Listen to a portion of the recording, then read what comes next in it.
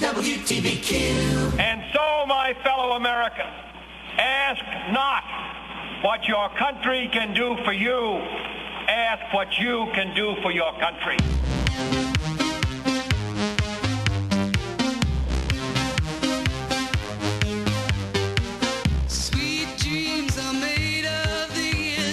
Welcome to today's edition of Fighting Back, curing America's case of chronic apathy. Your host, Dan Travis. Ladies and gentlemen, the doctor is in. Welcome once again to Fighting Back. I am your host, Dan Travis. And I'm Brian Daniels, and we're honored today to have the big cheese, Frank Truart, running the board for us. I feel very special. Well, you are special, Brian, thus the blue helmet. Yeah, right. And no offense to any of our listeners who wear the blue helmet. Right. Fighting Back with Dan Travis is also, is brought to you today by Paul Congelosi Trailer Sales, horse stock, equipment, utility, and cargo. They have them all. They're located at 2201 Route 17K out in Montgomery, New York. You can reach them on the phone at 845-361-2246. You'll also find them on the web at congelositrailersales.com. Paul Congelosi Trailer Sales, put them behind you today. Also brought to you today by Thruway Sporting Goods. They're at the bottom of Oak Street in Walden. Possibly my favorite store in the entire world. Yeah, you spend a lot of time there. I spend a lot of money there, too. Yes, you do. The problem is I need to make more money so that I can spend more of it at Thruway Sporting Goods. I just hope your wife's not listening. That's all. I don't think my wife listens to this show at all. I think the subject matter of the entire show, we joke about sheeple and people who have their head in the sand. My wife is the epitome of people with their head in the sand. She wants to know nothing about what we talk about every day. But this will be the one day she was listening, and you're in trouble now. Yeah, probably. You're probably right. Anyway, go ahead. You can reach Thruway Sporting Goods at 845-778-5040. And Bruce, I hope you still have that PSL rifle. I'm going to be stopping by later. You can reach us today at WTBQ. Here we are live at the station at 845-651-1110. If you have any comments on any of the stories we're talking about, or if you disagree, more likely completely agree with my sound reasoning, you can call in and comment. That's right. So you can get us on AM 1110, 99.1 FM, and on the World Wide Web at WTBQ.com. And actually, I just found something interesting out when we came into the station today. We are now streaming video. Not just audio, but also video now. So, Brian, if I would have known that, I would have worn my best face today. But well, now people will see that I'm not joking when I call you, when I say that you're old. When I make the old jokes, they will now see what I see on a daily basis. They'll also see how good looking I really am. That's right. Now, I tell you what, Dan, we had a busy news week. We had the elections that took place on Tuesday. The Democrats really got pushed out of New Jersey and Virginia. But not New York. Not New York, but that still remains to be seen. That's upcoming. But New Jersey, I was glad to see Corzine out. Sorry for you Corzine lovers out there, but I think he needed to go. And Virginia, the Republicans have taken office. Also, Fort Hood, big thing going on down there. The only thing you can call it is a mass killing. That's what it amounts to in Fort Hood, Texas. Major Nadil Hassan killed 13 people and wounded 30 others. Then you have the disgruntled employee down in Orlando, Florida, by the name of Jason Rodriguez, who decided that he was mad at the people that let him go 2 years ago and came back and, paid his debt, I guess, in his mind. Also, we have the health care issue taking place today. Right now, they are in Congress, and they are going over the rules of debate, and apparently will vote on the health care plan sometime later this afternoon or this evening. Unemployment, an all-time high, 10.2%. So much for... it's not an all-time high. It's a 26-year high. Oh, yeah, you're right. 26-year high because 1983 was 10.4. Well, the Great Depression was in the low 20s. So. Okay. And also, something that you made me aware of, listen up, folks, gas prices, $8 a gallon? What, are you kidding me? Here's the best part about that, though. Oh, my God. Who is recommending this? You got to hear this story.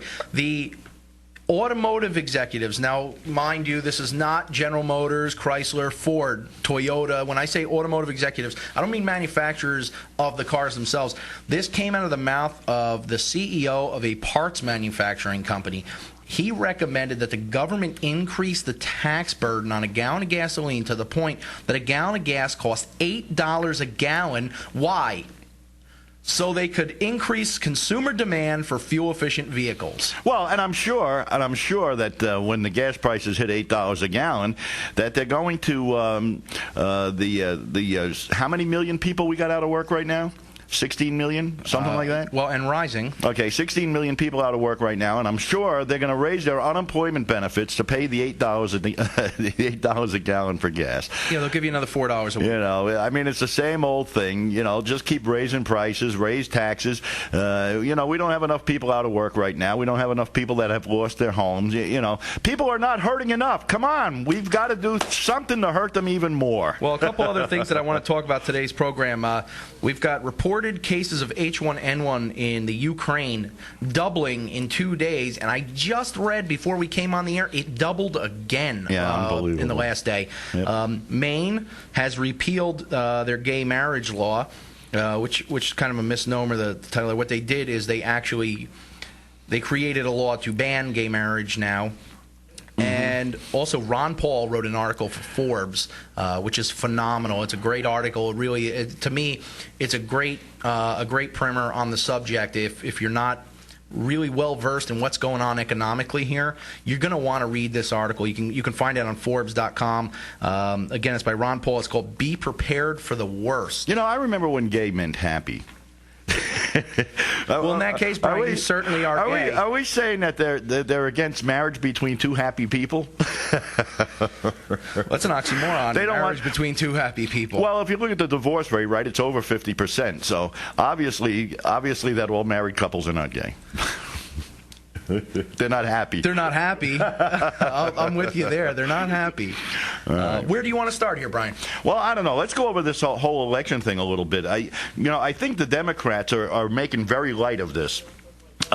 You know, if you were watching local news, like I was watching Cable 6, and even on a local level, the Democrats took a beating. And you know, they're making very light of this. They say that this is not a reflection on Obama or his administration. Come on, folks. What do you think it is? People are fed up. People are fed up. People are tired of the government digging into their pockets and taking their money. The people are tired of government trying to run their lives. And that's what's going on with health care, too. People are just fed up. You know, it's like, get out of my life. Let me live my life. Let me live by the rights that were indoctrinated by our forefathers. Let me live by those rights. Stop taking those rights away. And you know, let's get rid of some of this huge government that we have. You know, it's interesting you bring up the how this is, unfortunately, to use the cliche that's been coined recently, the referendum on President Obama's policies. Yeah. This, to me, there's no better example of this. It's a small-scale one. People listening on the internet aren't gonna understand this, but the fact that Mike Hayes was reelected in Montgomery, which is it's a small town here in New York, but me and Brian are both from that area and very familiar with the local politics and the political climate there. That was the way Mike Hayes got elected last time was just horrible. It was based on lies. Now let me say this. Hayes was a Republican. He was running against Cockburn, who was the incumbent, who was a Democrat.